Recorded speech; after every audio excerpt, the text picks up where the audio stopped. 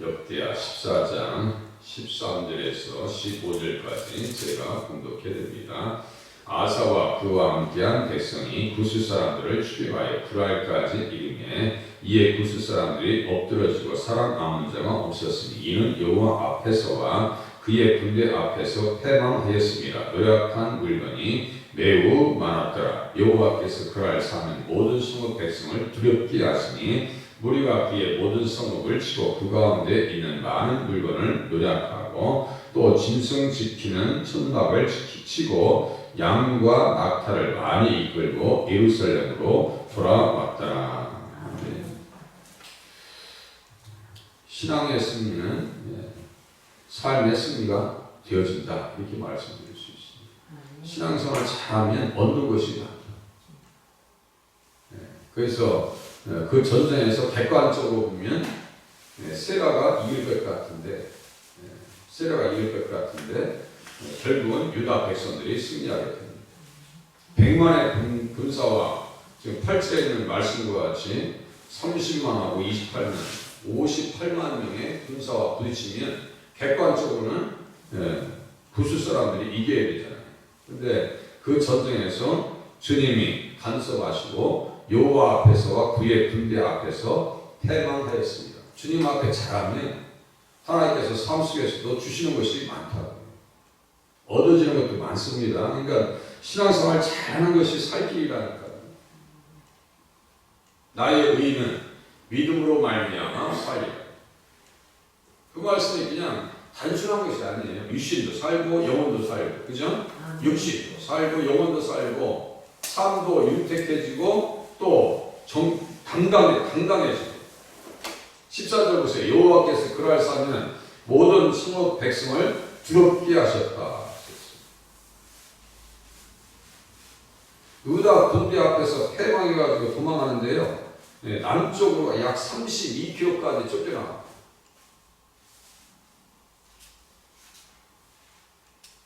우크라이나의 젤렌스키가 이끄는 러시아와의 전쟁에서 많은 사람들이 그 수도 키이우가 일주일 만에 함락한다고 했어요. 그런데 전쟁 양상이 지금 완전히 바뀝니다. 러시아 사람들 전 국민 동원령을 내리니까 보세요. 버스를 타면서 울고 서로가 부둥켜요. 왜 전쟁을 일으키냐는 거예요. 자기 생각할 때는 이길 것 같죠? 꺾어져야 됩니다. 푸틴이 꺾어져야 돼. 이번에 완전히 꺾어져 버려야 돼. 탄핵당하고 자기 완전 찍혀 나가버려야 돼. 그래야 세계가 평화하고지요. 그 원전에다가 포를 쏘는 거 뭐예요? 그게 제정신이 아니에요, 그거는. 제정신이 아니에요. 지금 체르노빌 그 사건도 회복된 게 아닙니다. 그냥 뚜껑 덮은 것 뿐이에요. 후쿠시마도 제가 일본의 선교사님 말씀 들어보니까요, 그게 해결되는 게 아니라 계속 그냥 핵물질이 나와가지고 뒷감당이 안 된다는 거예요. 원전을 어떻게 거기다 대놓고 포를 쓰고 그러냐고요. 정신없는 사람들이요. 찍혀서 나가버려요. 추방돼야 돼. 이거 없어져야 돼. 지금 구스왕 세라가 이끄는 그 용사들과 유다 백성들의 그 전쟁은 일반적인 전쟁이 아니라고 했죠. 일반적인 전쟁이 아니라고. 어제 말씀드렸어요. 하나님께서 여자의 후손을 이 땅에 보내시겠다고 하는 하나님의 의지와 이 땅에 절대로 하나님의 여자의 후손 이 땅에 오셔서 사망 권세를 이기게 하시는 예수님을 맞이할 수 없겠다라고 하는 그 전쟁의 그 사탄의 의지의 정면 충돌이 어디 땅에서요? 가나안 땅에서 지금 일어나고 있는 거예요. 그거 이해를 잘 하셔야지. 그래서 여자의 후손 아브라함과 다윗의 자손, 지금 아사 왕이 지금 다윗의 자손의 계열에 있는 거 아니에요? 다윗, 솔로몬, 르호보암, 그리고 아비야, 아사. 이 조그만 땅덩어리에 그 조그만 왕조를 왜 조명하고 있냐 말이에요. 그것보다 화려한 왕조가 얼마든지 많이 있는데 왜 성경은 그걸 계속 기록하고 있죠? 그의 자손으로 오시는 예수님이 계시는데 그 자손이 오시기까지 그 역사 과정 속에서 어떤 사람이 그 역사를 잘 감당하고 그 역사를 지켜냈는가에 대한 발자취를 지금 조명하고 있는 거예요. 이게 단순한 역사가 아니에요. 어떤 교수가 나와가지고 이스라엘 역사를 우리가 왜 들어야 되냐고.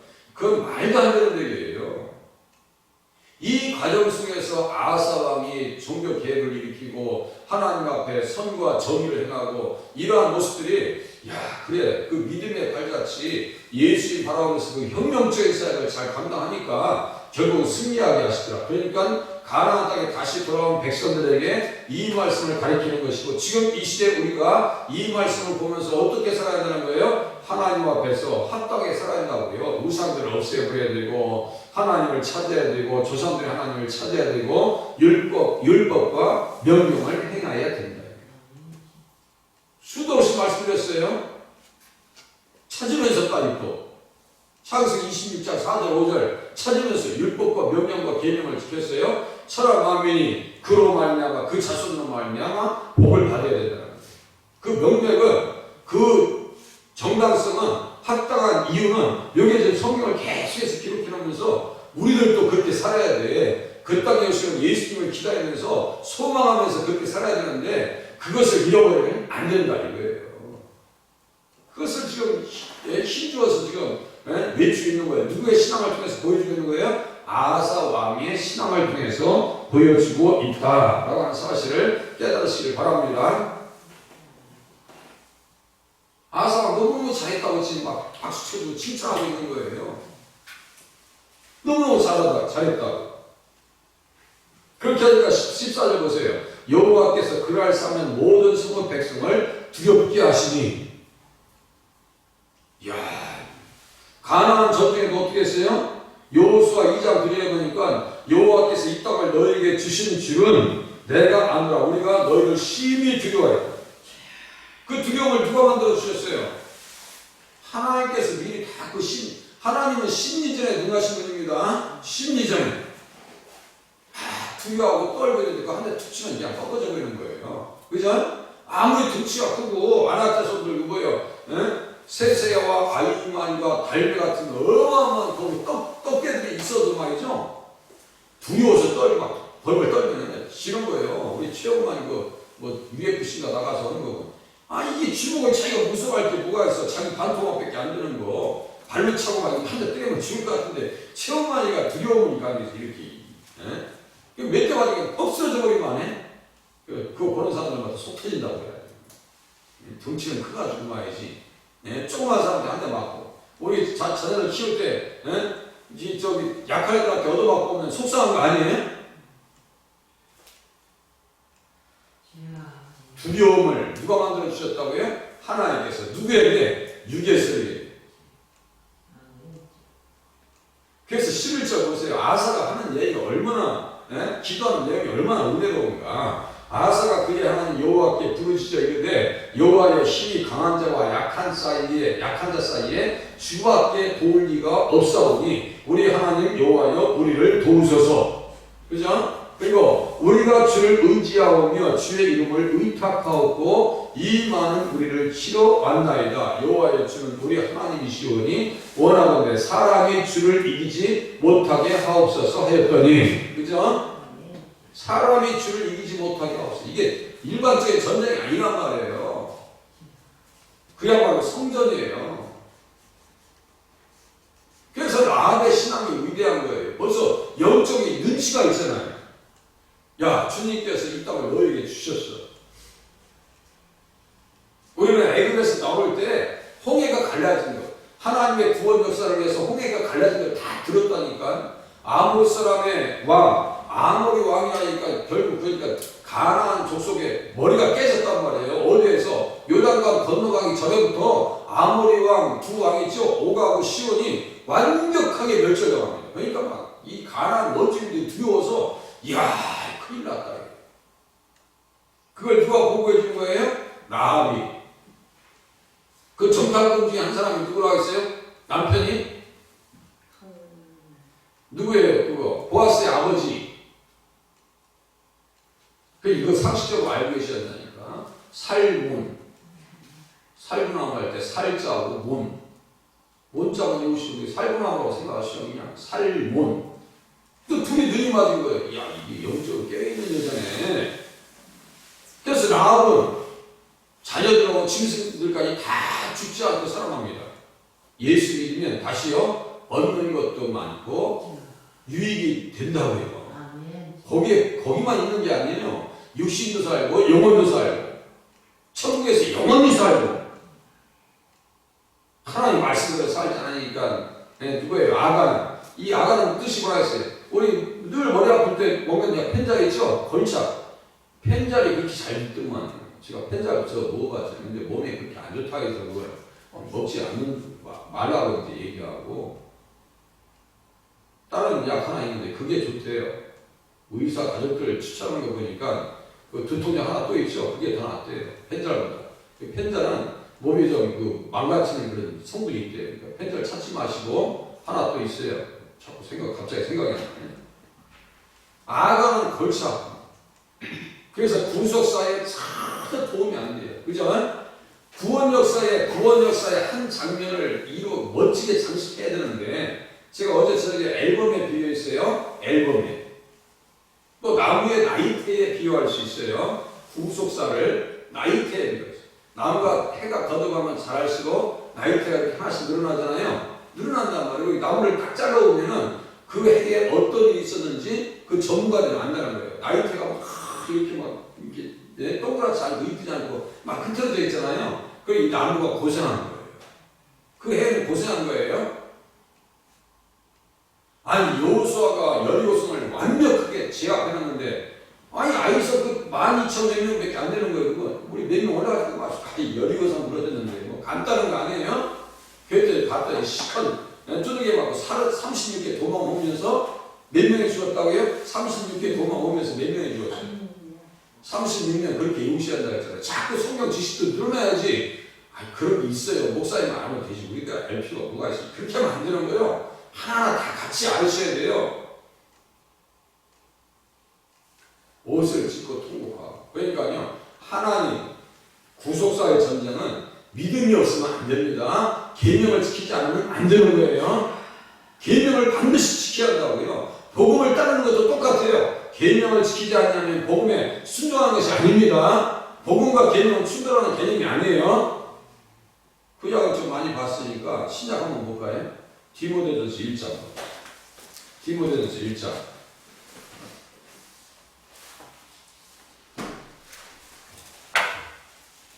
이렇게 보셔서 직접 치잖아요. 1장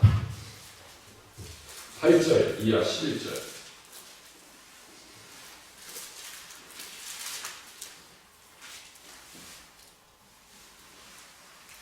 제가 이 말씀을 되게 좋아해요. 그리고 이 말씀은 되게 중요한 말씀입니다. 구약의 말씀과 겨루어서 볼 때 여호와를 찾게 하고 그의 율법과 명령을 행하게 하고 유다 사람에게 명하여 그 조상들의 하나님 여호와를 찾게 했다. 조상들의 하나님이라는 것은 예수님 얘기하는 거예요. 지금 복음이에요. 복음 앞에 합당한 삶은 율법과 충돌하는. 잘 보세요. 8절 그러나 율법은 사람이 그것을 적법하게만 쓰면 선한 것임을 우리는 아노라. 알 것은 이것이니 율법은 옳은 사람을 위하여 세운 것이 아니요 오직 불법한 자와 복종하지 아니하는 자와 경건하지 아니한 자와 죄인과 거룩하지 아니한 자와 망령된 자와 아버지를 죽이는 자와 어머니를 죽이는 자와 살인하는 자며 음행하는 자와 남색하는 자와 인신매매를 하는 자와 거짓말하는 자와 거짓 맹세하는 자와 기타 다른 교훈을 거스르는 자를 우유함이니. 그러니까 거스르라고 하는 거예요. 거스르지 말라는 거예요. 거스르는 삶을 살지 말라는 거예요. 율법이. 그럼 그 내용을 보니까 십계명과 관계돼야 안 돼요? 다 십계명 얘기예요 지금. 이 교훈은 내게 맡기신 바 복되신 하나님의 영광의 복음을 따릅니다. 복음을 따르는 것과 율법과 계명을 지키는 것이 같이 맥을 같이 합니까? 하지 않습니까? 이렇게 가만히 보니까 영광의 복음을 따르는 것과 율법을 따르는 것과 명령을 지키는 것과 계명을 지키는 것과 같이 가요? 같이 가지 않아요? 같이 가요. 네? 같이 가요. 같이 가지 않는다고 하지 마세요. 그러시면 안 돼. 같이 가는 거예요. 같이 가는 거예요. 명령과 복음은 같이 갑니다. 제가 그래서 기차, 선로길 두 개로 비유하잖아요. 동전의 양면과 같은 거예요. 동전의 양면과 같은 거예요. 그 하나 없어지면 안 된단 말이에요. 믿음만 있으면 되지. 맞아요. 믿음만 있으면 돼요. 그런데 믿음 플러스 좀 신앙생활 하면 뭐가 이제 기무가 있는 삶을 살아야 될 거 아니에요. 아이를 키워놨어요. 애들 안 가르쳐가지고 버르장머리가 없어가지고 예전에 제가 말씀드렸죠. 어떤 점수하는 집안 근데 애가 얼마나 이쁘게 자라는 이뻐 제가 봐도 탐스럽게 이뻐 애기가 뭐 5살 6살 됐는데 애가 툭 하면 말하는 거 말마다 할아버지 이제 할머니 들어가셨어. 할아버지랑 같이 살아야 돼. 이제 아들이니까 부모님은요 아들이랑 같이 살고 싶대 그죠? 딸이랑 같이 살고 싶지 않다고 하더라고. 아무리 사이도 아들이 좋대. 그게 편하대. 뭐 모르겠어요 저는. 저는 뭐 그런 거 같지 않은데 뭐 어쨌든 그래. 아들이랑 같이 살고 싶대. 그 아들이랑 같이 살고 싶어서 그 집에 같이 사는데 아이 발끈이마다 이놈 자식이 그냥 할아버지다가 우리 집이야. 집에 가! 하면서 그러니까 할아버지가 80이 넘으셨는데 상처 받았겠어요? 안 받았겠어요? 상처받지. 그런데 그 아들에게 하는 말이 애가 하는 얘기가 무슨 상처가 그게 무슨 의미가 있다고. 애가 무슨 뭘 한다고. 그렇게 하면 돼야 안 돼요.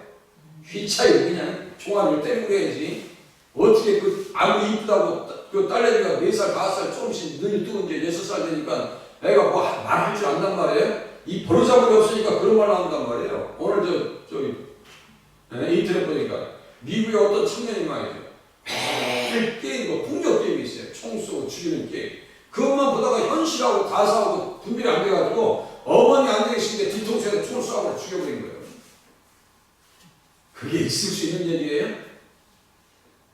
인륜적으로 반인륜적인 범죄라고 하잖아요. 지금 반인륜적인 범죄들이요. 얼마나 많이 일어나는지 몰라요. 내가 복음을 따른다. 믿는다는 것은 율법을 지킨다는 겁니다. 제가 해서 수준 높은 기도는 정말 고상한 기도는 뭐냐? 율법을 지키면서 하는 기도입니다. 율법을 지키지 않는 기도는 하나님께서 하지도 말라고 했어요. 듣지도 않는다고 했어요. 한 기도 더 볼게요. 잠언서 28장 9절 봐보세요. 이걸 아셔야 돼요. 잠언서 28장 9절.